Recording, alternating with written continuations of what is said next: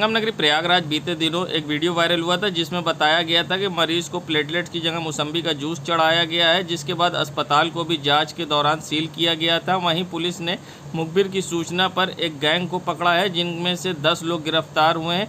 वहीं आज जिलाधिकारी Prayagraj, SSP Prayagraj, CMO Prayagraj, SP city Prayagraj ने प्रेस कॉन्फ्रेंस करते हुए बताया कि ये लोग प्लाज्मा ब्लड बैंक से लेकर उसे प्लेटलेट के नाम पर बेचा करते थे और ज़रूरतमंद से ज़्यादा पैसे लेकर ये उनको बेचा करते थे। ऐसे में क्या कुछ कहना है इस पूरे मामले पर एसएसपी प्रयागराज का, आइए सुनाते हैं आपको किस तरह से ये लोगों को प्लाज्मा बेचा करते थे प्लेटलेट के नाम पर। आइए सुनाते हैं क्या है पूरा मामला। काफ़ी तेज़ी से इसको वर्कआउट किया गया है। कितने लोगों को गिरफ्तार कर जेल भेजा जा रहा है? ये मुखबिर से प्राप्त सूचना पे पुलिस ने 10 अपराधियों को गिरफ्तार किया है, जिनके द्वारा नकली प्लेटलेट्स एक तरह से कहें तो ये ज़रूरतमंदों को बेचा जा रहा था। इनके पास से कई पाउचेस बरामद किए गए हैं, कैश बरामद किया गया है, मोबाइल फ़ोन्स बरामद किए गए हैं तथा वाहन बरामद किए गए हैं। इनसे जो पूछताछ अभी तक की गई है उससे ये जो तथ्य प्रकाश में आए हैं कि इनके द्वारा ब्लड बैंक से प्लाज्मा लिया जाता था और उस प्लाज्मा को डिफरेंट पाउचेस में ट्रांसफ़र करके उस पे प्लेटलेट्स का फर्जी स्टिकर लगा के ब्लड बैंक के नाम से, और ये ज़रूरतमंद जो मरीज़ होते थे उनके तीमारदारों को ये बेच दिया करते थे। इसमें से जैसा मैंने बताया 10 अभियुक्तों को गिरफ्तार किया गया है, इनको जेल भेजा जा रहा है।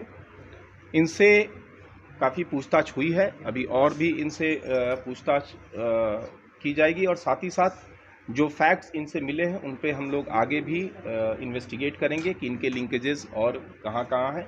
जो भी तथ्य सामने आएंगे उसके अकॉर्डिंग जो है प्रभावी विधिक कार्रवाई की जाएगी। काफ़ी ये लोग काम कर रहे थे क्योंकि ब्लड बैंक में पहले ब्लड वाला भी गैंग पकड़ा था लोगों ने। हाँ, अभी कुछ दिन पहले 12 अन्य लोगों को भी हम लोगों ने गिरफ्तार करके जेल भेजा था। उनकी मोडस ऑपरेंडी थोड़ी डिफरेंट थी। उनके द्वारा ब्लड की एक तरह से ब्लड बेचा जा रहा था। उस गैंग का जो काम था उसमें ये जो ब्लड बेचने वाले जो लोग होते हैं, स्पेशली इकोनॉमिकली लोअर स्टेटा के लोगों को मोटिवेट करके उनका ब्लड निकाल लेते थे और उसको तीमारदार जो ब्लड की तलाश में ब्लड बैंक के पास जाते थे तो उनको पहले ही ये लोग कैप्चर कर लेते थे और उनसे पैसे लेके ब्लड उनको दिया करते थे। वैसे गैंग को भेजा गया था, उसमें 12 सदस्य ऑलरेडी जेल में हैं। अभी ये 10 सदस्यीय गैंग जो है भेजा गया है। इनसे जो तथ्य मिले हैं उस पर फर्दर हम लोग जांच कर रहे हैं टेक्निकल और अन्य चीज़ों पे। और जो भी देखिए, ये सोशल मीडिया में ये चीज़ें प्रकाशित की जा रही थी कि मौसमी की जूस, इसमें यही कहना है कि जो अभियुक्तों से पूछताछ की गई है उसमें अभी तक मौसमी जूस की बात नहीं आई है। इनके द्वारा बताया गया प्लाज्मा को ही हम लोग जो है प्लेटलेट्स का स्टिकर लगा के हम लोग उसको बेच रहे थे, परंतु फाइनल जो आउटकम है उसके लिए जो सैंपल है उसको लैब भेजा जा रहा है। लैब से जो रिपोर्ट आएगी अल्टीमेटली उससे ही हमें क्लियर जानकारी होगी कि क्या है।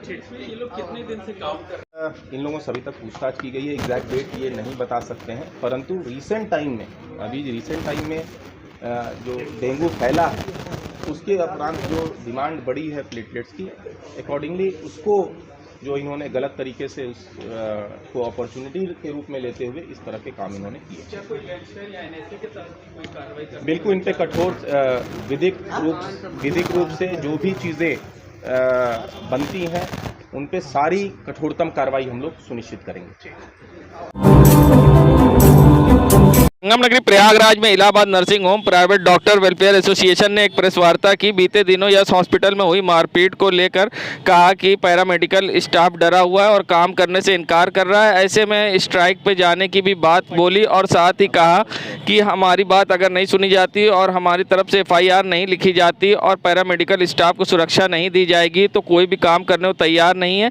ऐसे में क्या कुछ कहना है Allahabad nursing home private doctor welfare association के अध्यक्ष का, आइए पहला तो सुनाते हमारा हैं। ये है, चूँकि इस समय डेंगू फैला हुआ है तो डॉक्टरों ने बार बार विचार विमर्श किया और सबने ये पाया कि ऐसा कोई कार्य हम ना करें कि जिससे कि जो पब्लिक में डेंगू की डेथ बढ़ जाए, और डेंगू में हम लोग सहयोग का वातावरण रखें।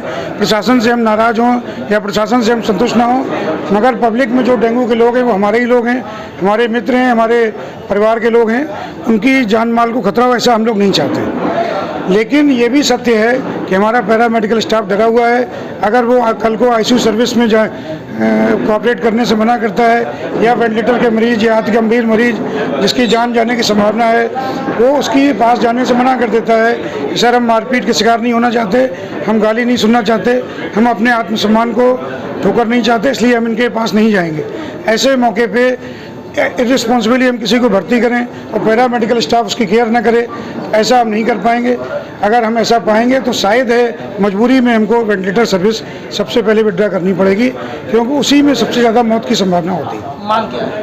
मांग यही है कि पैरामेडिकल स्टाफ को सुरक्षा का वातावरण बनाया जाए, और जो अधिनियम है, जो कानून है पैरामेडिकल स्टाफ के लिए और डॉक्टरों के लिए कि भाई इनके साथ मारपीट होती है तो इस कानून में FIR होगी, उसका पालन हो, जिससे कि सुरक्षा का वातावरण पैरामेडिकल स्टाफ और डॉक्टर्स में आ जाए।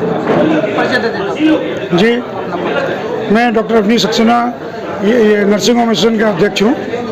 Yes sir.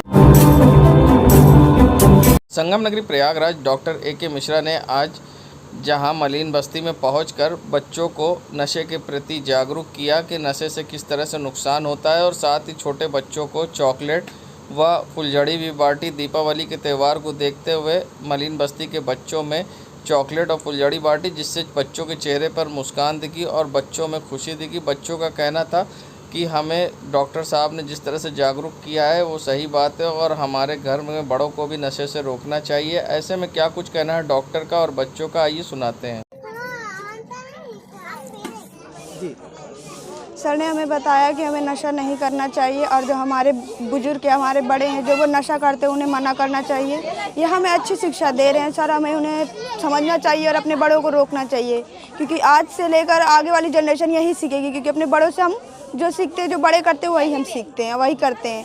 पर हमें सर ने बताया कि ऐसा नहीं करना चाहिए, और सर ने जो हमारे लोगों को, हम लोग को ये सब दिया है, इसलिए बहुत अच्छा लगा कि कोई तो हम लोग के बारे में सोचा या समझा, और वो आए हमारे लिए इतना कुछ बोले और हमारे संग थे, इसलिए हमें बहुत अच्छा लगा। दीपावली आने वाली, सर ने क्या और आप लोग को जागरूक किया किसके बारे में? पटाखा, मतलब सर ने बताया कि पटाखे नहीं जलाना चाहिए, क्योंकि वायु प्रदूषण भी होता है और ध्वनि प्रदूषण भी होता है, जिससे हमारे देश में काफ़ी सारी बीमारियां और फैल सकती हैं, इसलिए हमें पटाखे नहीं जलाना चाहिए। क्योंकि और सारे छोटे बच्चों का हाथ भी जल जाता है जलाते समय। ज़्यादातर हम ये पूजा पाठ या करके कुछ खा पी के हम इसमें खुशी रह लें, ये पटाखे जलाना नहीं ज़रूरी है हमारे लिए। अपना नाम बता दीजिए। मेरा नाम काजल है, मैं 11th C में पढ़ती हूँ। मेरे स्कूल का नाम आरकन्या इंटर कॉलेज है, और मैं पुलिस बनना चाहती हूँ। मैं बच्चों के पास आता रहता हूँ, मुझे बहुत अच्छा लगता है, क्योंकि दिवाली आ रही है और दिवाली में मुझे अच्छा लगा कि मैं बच्चों के साथ आया, इनको अवेयर किया कि दिवाली कैसे सेलिब्रेट करना है, दिवाली कैसे मनानी है, और नशा संबंधित चीज़ों से कैसे अपने आप को बचा सकते हैं, क्योंकि दिवाली में ज़्यादातर लोग नशा वगैरह करते हैं। तो बच्चों से बात करके मुझे अच्छा लगा, उन्होंने इस चीज़ को एक्सेप्ट किया कि हाँ, कुछ के पिता वगैरह नशा करते हैं, बट हम लोग को नशा से दूर रहना है। हमने उनको आश्वासन दिया कि उनको जिस चीज़ की भी ज़रूरत होगी, पढ़ाई लिखाई या अन्य चीज़ों में, मैं उनकी हेल्प करूँगा, और उनके साथ दिवाली सेलिब्रेट करके जो भी मैंने छोटा मोटा इनके लिए किया, बट वो मुझे अच्छा लगा।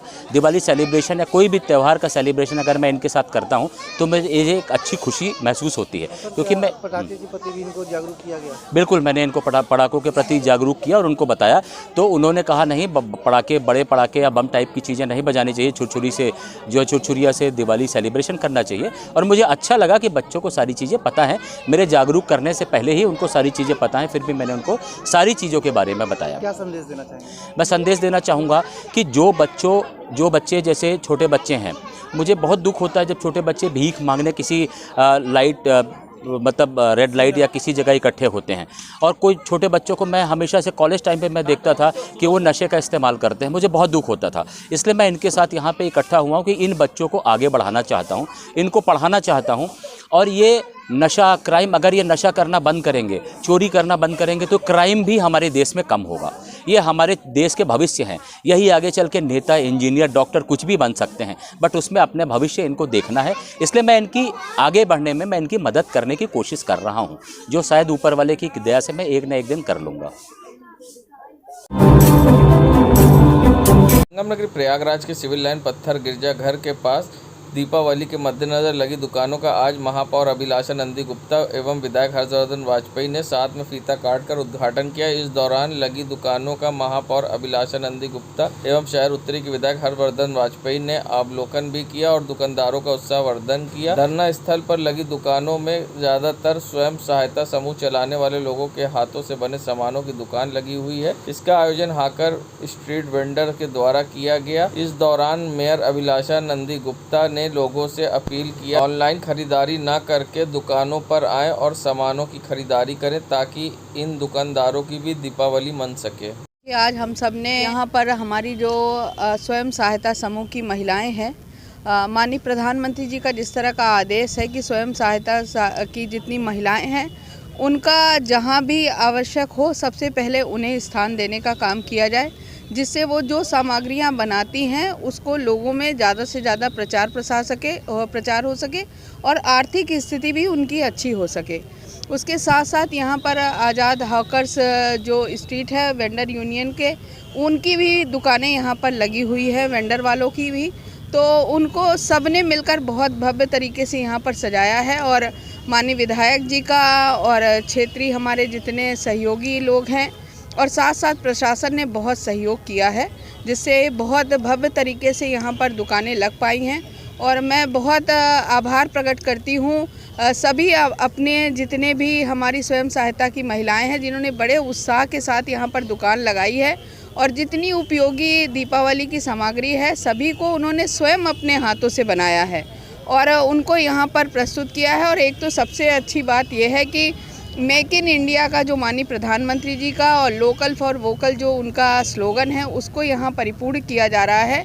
और एक बहुत अच्छा चीज़ कि मैं आपके माध्यम से कहना चाहती हूँ, जो लोग भी सामग्री लेते हैं वो हमारी इन वेंडर से लें, हमारी स्वयं सहायता समूह से लें, जिससे इनका भी आर्थिक रूप से सहयोग लोगों को प्राप्त हो सके और ज़्यादा से ज़्यादा लोग इधर आएंगे। और ऐसी चीज़ें जो हाथों से बनी है उसमें प्यार भी उनका है, उनका सहयोग भी रहेगा।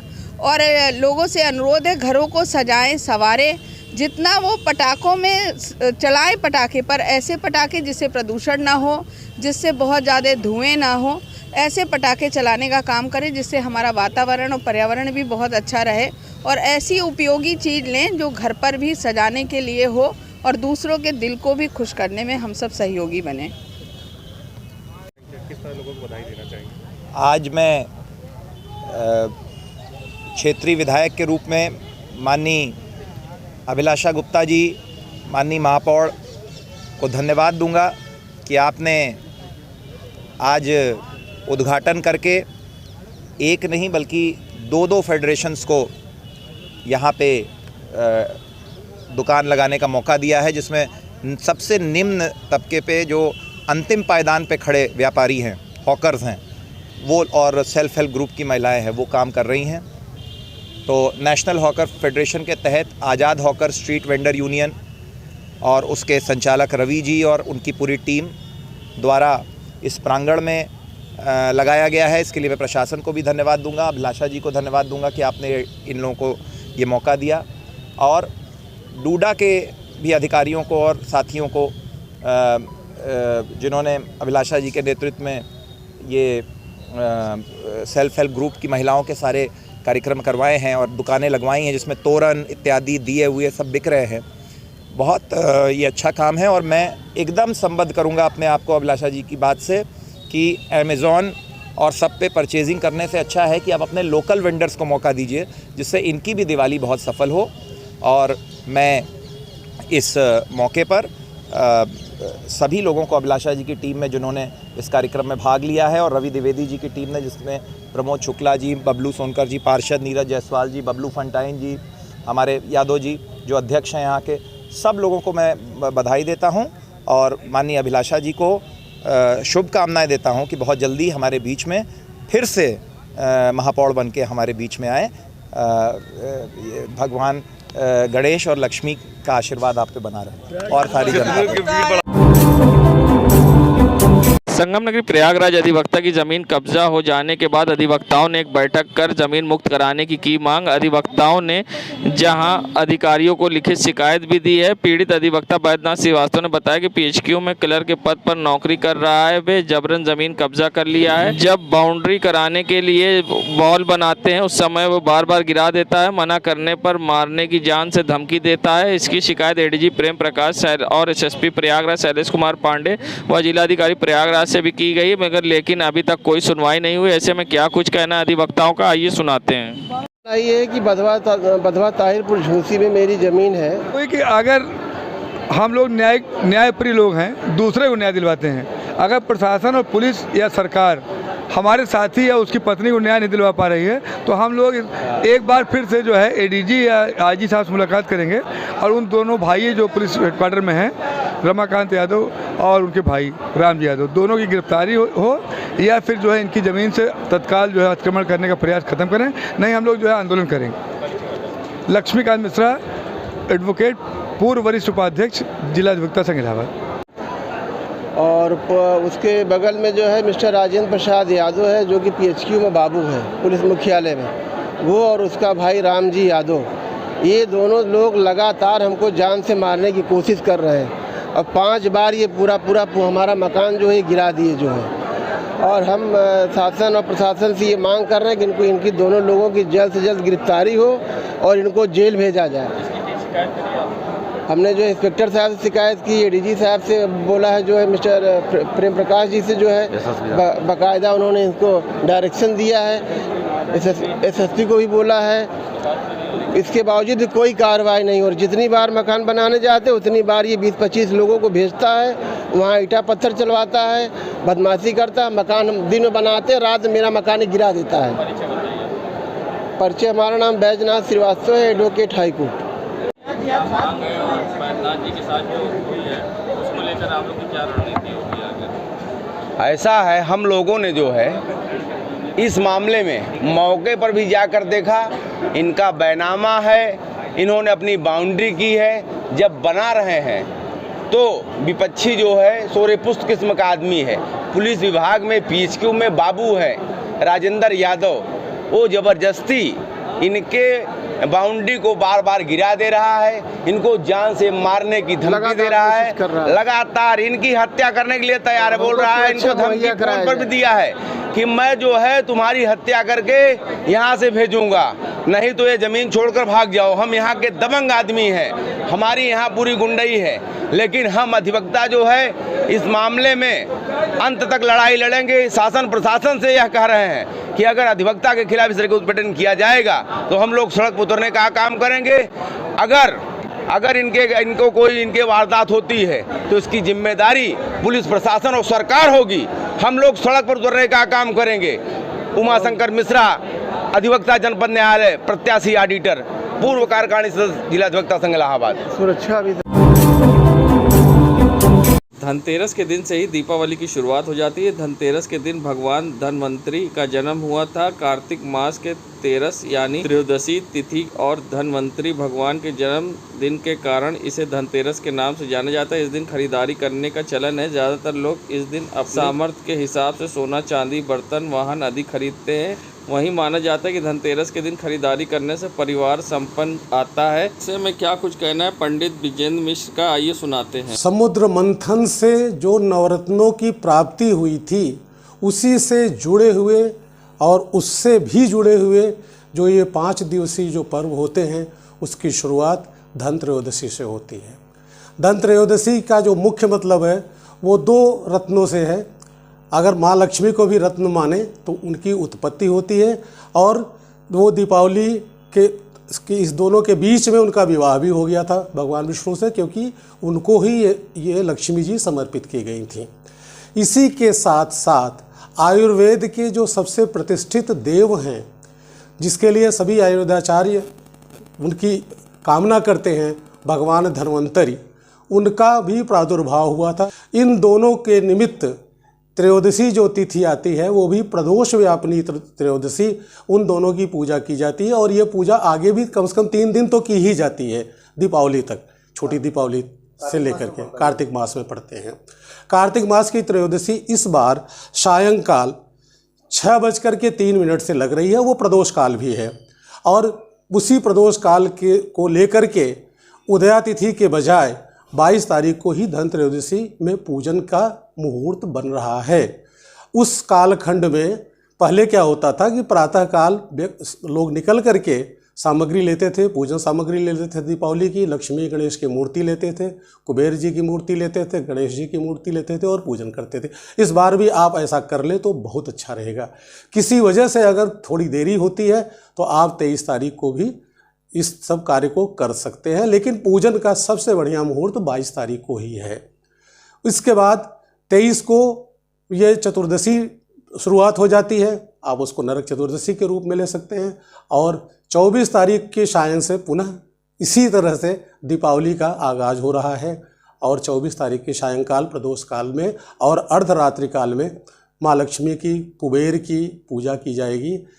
इसके पहले आप गणेश जी की भी पूजा कर सकते हैं और उन्हीं के थ्रू पूजा शुरू होती है। हम लोग पितृपूजन भी करते हैं, नंदी श्राद्ध भी करते हैं और तरह तरह के अन्य कार्यक्रम भी किए जाते हैं। इस बार जो योग है त्रयोदशी के, बड़े विचित्र योग बन रहे हैं। एक तो शनि प्रदोष है 22 तारीख को, दूसरा त्रिपुष्कर योग है। त्रिपुष्कर योग ये होता है कि जो भी शुभ योग हैं वो तिगुने फलदायी हो जाते हैं। अमृत सिद्धि योग भी है, सर्वार्थ सिद्धि भी है योग है। और एक और बड़ी बात हो रही है, ज्योतिषीय दृष्टिकोण से देखा जाए तो शनिदेव जो इस समय जून के बाद से वक्री चल रहे हैं वो मार्गी हो जाएंगे और उनकी शांति का भी बहुत बढ़िया अवसर है इस बार की 22 तारीख और 23 तारीख की धन त्रयोदशी। ये 5 तरह के शुभ योग बन रहे हैं।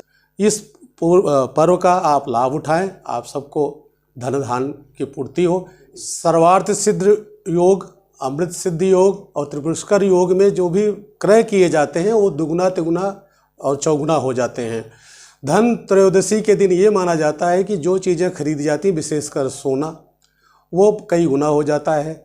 और स्वर्णमयी मूर्तियां भी लोग लेते हैं, पूजा के सामग्री लेते हैं, तो इसलिए बर्तन भी चूँकि पूजन में हमें प्रयोग में आता है। इसी शुभकामना के साथ मैं पंडित ब्रजेंद्र मिश्र, प्रयागराज। संगम नगरी प्रयागराज, जहां हर कोई दीपावली के त्यौहार पर अपने घर को लाइटों से और दीपों से सजाता है, जहां रंग बिरंगी लाइटों की हर बार डिमांड होती है। ऐसे में लोग चाइनीज़ सामान का कई सालों से विरोध कर रहे थे, मगर इस बार बाज़ारों में चाइनीज़ लाइटों की धाक दिखाई दी और चाइनीज़ बाज़ार में पूरा जमावड़ा दिखाई दिया। ऐसे में हर तरफ चाइनीज़ लाइटों से बाज़ार पटा पड़ा था और ऐसे में दुकानदारों का कहना है कि चाइनीज़ लाइटें सस्ती होती हैं और उनकी जैसी फिनिशिंग इंडियन लाइट में नहीं मिल पाती, इसलिए ग्राहक ज़्यादातर चाइनीज़ पसंद करते हैं। और सबसे बड़ी बात यह है कि दाम भी चाइनीज़ लाइटों के कम होते हैं। इस बार पूरे बाज़ार में चाइनीज़ लाइटों से पटा पड़ा दिखाई दिया।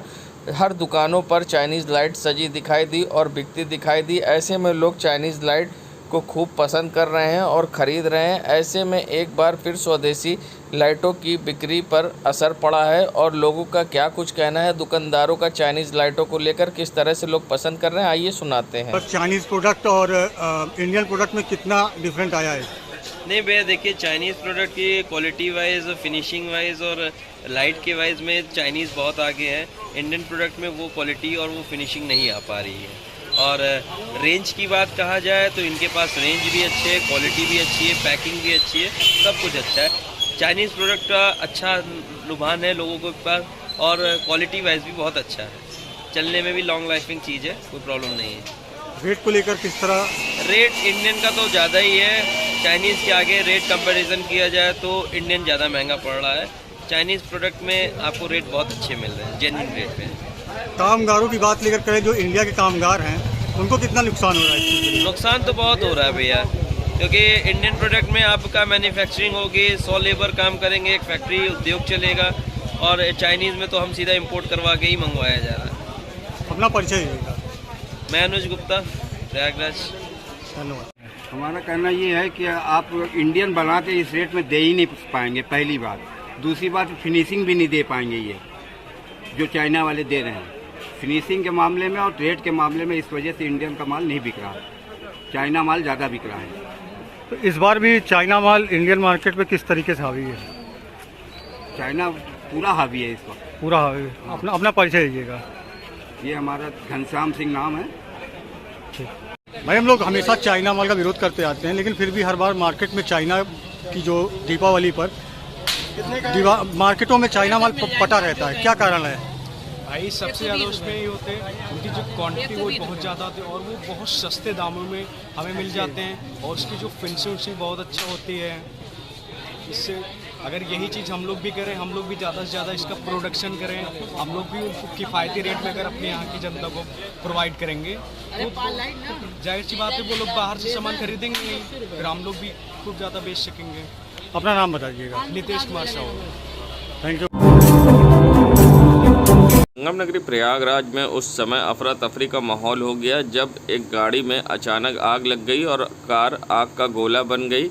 बता दें झूसी ओवर ब्रिज के पास एक कार में अचानक आग लगने से हड़कंप मच गया। किसी तरह से ड्राइवर गाड़ी से बाहर निकल आया। गाड़ी के आगे के हिस्से में अचानक आग लगने से अफरा तफरी का माहौल हो गया। जैसे ही टायर फटने से लोग दहशत में आ गए, मगर किसी तरह का जान माल का खतरा नहीं हुआ, किसी को नुकसान नहीं पहुंचा, सिर्फ गाड़ी में आग लगी जिसके कारण मौके पर आदमी निकलकर बाहर आ गया। बता दें किसी ने इसका वीडियो बना लिया और अब वीडियो सोशल मीडिया पर वायरल हो रहा है, जहां बीच सड़क पर अचानक कार में आग लगने से कार आग का गोला बन गई और पूरी तरह से कार का हिस्सा अगला हिस्सा जलकर राख हो गया। वहीं मौके पर स्थानीय लोगों व फायर ब्रिगेड को सूचना दी, जिसके बाद आग बुझाने की कोशिश की गई।